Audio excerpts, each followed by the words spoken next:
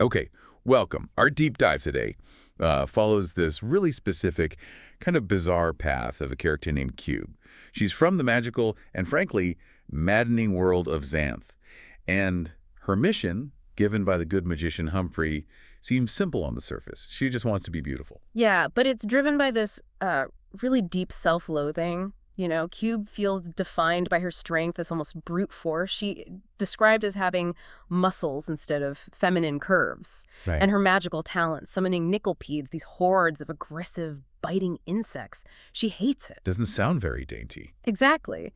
She sees it as an ugly, aggressive talent. But the one thing she absolutely has is this fierce, raw Gumption. gumption. Okay, so she uses that gumption to basically demand the impossible from Humphrey, this powerful magician. Pretty much. And his answer, which is called the service, sends her on, well, one of the most convoluted pilgrimages you could imagine. All right, let's unpack that mission. What exactly did he tell her to do? Okay, so the mission is huge, partly because it's so vague. Humphrey tells her she has to travel the cube route, long and perilous, naturally, to Counter Xanth. Counter Xanth, like an opposite Xanth. Sort of, yeah, an inverted territory. And crucially, she needs to gather exactly 9 companions. 9. Very specific. Very. And maybe the most confusing part, she has to fully fathom the nature of that contraterrene, that sort of antimatter land. It's a physical journey, but the goal seems internal. Hold on. Why send someone on a massive physical trek across a land literally made of puns? Yeah. Just for cosmetic beauty. Yeah. That sounds kind of cynical. Is it some kind of trick? Well, the sources really suggest the journey itself is the transformation tool. In Xanth, wordplay isn't just clever banter, it's like literal magic. It shapes reality. Okay. So the challenges are designed to force her to think differently, to see past the surface. Before she even gets to recruiting, she has to navigate this semantic landscape. And these challenges are absurd. Oh, completely. They're literal puns. They're meant to baffle you until you figure out the wordplay. Like an early test is this whole sequence called the comic strip. The comic strip, what does that involve? It's a series of pun obstacles. She deals with a laughingstock, then an ash tree, then this filing cabinet, which is literally a cabinet full of metal filings you have to walk through single file. Okay, testing her logic, I guess. Right. But the climax, the final step, is realizing the pun demands she perform a literal comic strip, as in take off her clothes. Oh, whoa. Okay, given what you said about her self-image, her discomfort with her body, Yeah. that's not just solving a word puzzle. Exactly. It's a massive emotional hurdle. She has to strip away her own internal hang-ups just to move forward on the path. That's intense. What else? Any other memorable pun challenges? There's the weeping willow, a tree that literally cries like cascades of tears like rain. Okay. How do you solve that? The only way is to realize the willow will owe a gift, and the proper gift, by Xanthian logic, is a rearview mirror. A rear view mirror, of Yeah. course. It's forcing her to just accept the sheer absurdity of her world, isn't it? Absolutely. And this kind of literalism really highlights the irony of her own power, the one she hates. The nickelpedes. Yeah. Later, she faces this huge ant/hydra monster guarding a path she needs to take. And the only way to beat it, she has to use the nickelpedes. So she summons these silvery, nickel-sized biting bugs. And they basically chew the monster into submission. She uses the very part of herself she finds ugly and unladylike to save her own life. But she probably still hated doing it. Oh, the sources make that clear. Even in victory, she feels this profound disappointment. Summoning them just reinforces how unfeminine she feels. So the journey starts by making her use the strength she denies, even if she detests the form it takes. Okay, that makes a strange kind of sense. The puns test her mind and self-image. But what about the logistics? How did she manage carrying 9 people? You can't just drag them across Xanth. Right, and that's where we get the essential piece of magical gear, the magic pouch. Ah, the pouch. And the origin story here is pretty great. It was converted by Sophia Socksorter. Yes, that's her title. The good magician's designated wife who sources socks. Sock sorter, okay. From one of Humphrey's old magic-infused socks. One he'd apparently worn for 15 years straight. 15 years, wow. I guess powerful magic doesn't always smell great. Probably not. It adds a certain character, let's say. But despite its humble, maybe smelly origin, The pouch is perfect. How does it work? It's small, but it has limitless capacity. It instantly puts companions into time stasis when they go in, and to get them out, she just needs to say their name. So it's basically magical storage for her team, solves the logistics problem? Exactly. It lets her gather the external resources, the companions she needs. So the pouch handles the 8 other companions. Mm-hmm. But you mentioned 9.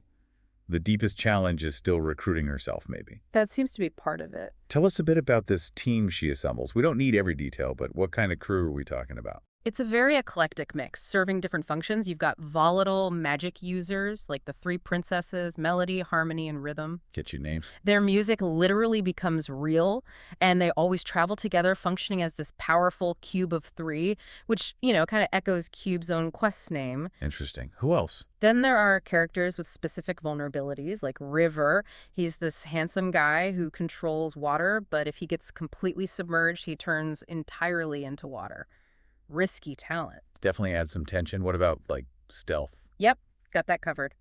Corey and Tessa are sidesteppers. They can shift into this invisible, empty dimension right next to Xanth, allows them to scout, travel, observe, without being seen or interacting physically. Very useful. Sounds like it. And protection. For that, you have Drek. He's a dragon, but his breath weapon is unusual. It's perfume when he's happy. Yeah, but when he's angry, it's a truly dreadful stench. So, unique kind of protection there. The whole group really highlights interdependence. Cube can't do this alone. She has to rely on their strange, varied powers, just like she eventually has to accept her own. What's really fascinating is how this physical path, the cube root thread she follows, seems designed as a psychological guide. It forces her to confront her core beliefs. You mentioned Chapter 8, the Mundania exchange, as pivotal. Absolutely critical. The magic thread leads her completely off the map of Xanth into Mundania. Mundania? The non-magic world, like our world. Exactly. And this is the ultimate test because her magic doesn't work there. No Nickelpedes, no Xanthian rules. She uses this ghostly exchange mechanism to swap bodies, souls really, with a woman named Silhouette. Silhouette is. Outwardly stunningly beautiful, everything Cube thought she wanted.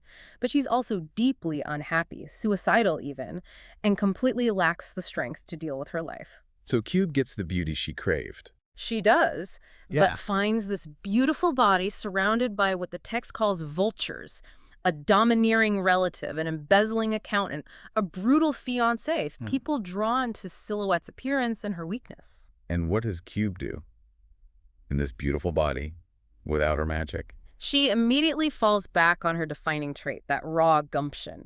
She uses her inner strength, her force of personality to confront all 3 of them. Oh. She stands up to the ant, challenges the accountant's figures, and she even physically deals with the fiancé using, get this, a hidden L-shaped piece of plastic as a makeshift weapon to inflict pain and drive him off. Shows her strength is innate, not just magic. Wow, so the lesson starts to sink in. Right. She realizes she already had the inner strength needed for a good life. Beauty alone didn't bring happiness, it just attracted problems. But she still insists that the lack of beauty is a massive issue, so the quest isn't over yet. Which raises the question, why did the quest even send her to Mundania, if Xanth's magic is the key? It seems to be about building her resilience, proving her core strength, her gumption, works anywhere, magic or no magic, and there's this theme of powerful, unseen protection running underneath too. How so? Well, later on, she accidentally loses the magic pouch. It falls into this magical whirlpool thing, a forget whirl. Big problem. Yeah, losing your entire party seems bad. Very bad. She has to travel on a cloud, no less, to the nameless castle to ask for a favor from this character named Nimby. He's described as a donkey-headed dragon. The donkey-headed dragon named Nimby. Okay, Xanth keeps delivering. But here's the reveal. Nimby is secretly the demon Xanth himself, the sort of guardian spirit of the land who actually likes granting favors. So by seeking him out, even accidentally, Cube kind of proves her quest is under this high-level protection, shielded especially from this rival demoness Fornax who keeps trying to mess things up for her. So there are bigger forces at play, protecting the integrity of the quest itself. Exactly. And that protection is needed for the final push. The journey culminates in a challenge that really forces the companions to work together to become more than just individuals in a pouch. What happens? They finally reach the approach to their destination, but it's via a 4-dimensional world, a tesseract, which the rival demoness Fornax has maliciously imploded into a regular 3D cube, trapping them. A dimensional trap. Sounds tricky. How do they get out? The solution is brilliantly tied to the quest's theme. The fine companions have to perform a square dance. A square dance to fix a dimensional implosion. Yep. It unites their numbers.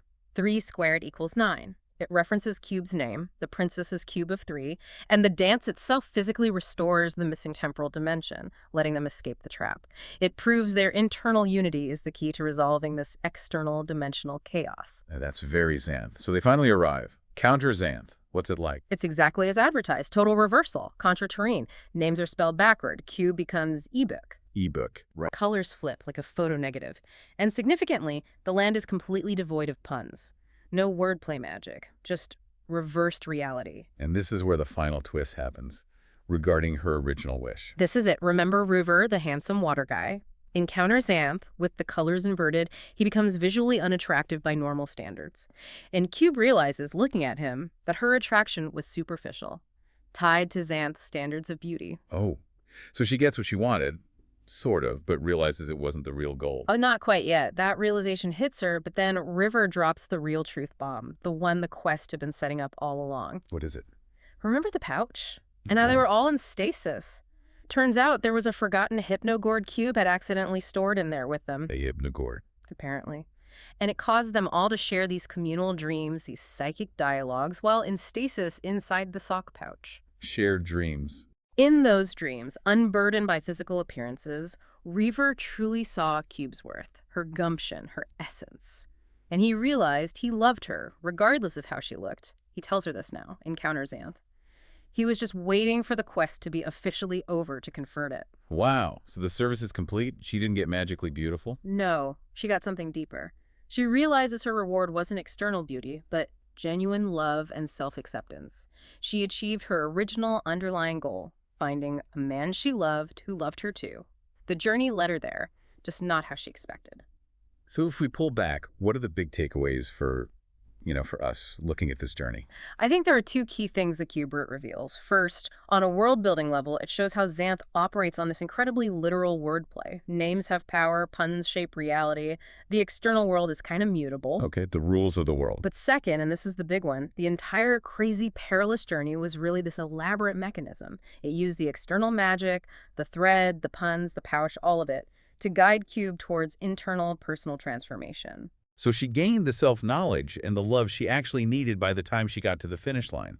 Exactly. The destination was the catalyst, but the transformation happened along the way. It's really fascinating, isn't it, that she had her most profound realization about her own strength, her gumption, and arguably secured River's love because of what happened in Mundania, the place with no magic. Yeah, that's a great point. Using her core trait in the non-magic world seemed crucial. So here's something to think about. Did using her strongest personality trait, that gumption in Mundania, somehow make her receptive to the deep magic of Counter Xanth's reversal? Or was it simpler? Was it just finally realizing that what she truly needed was already inside her all along?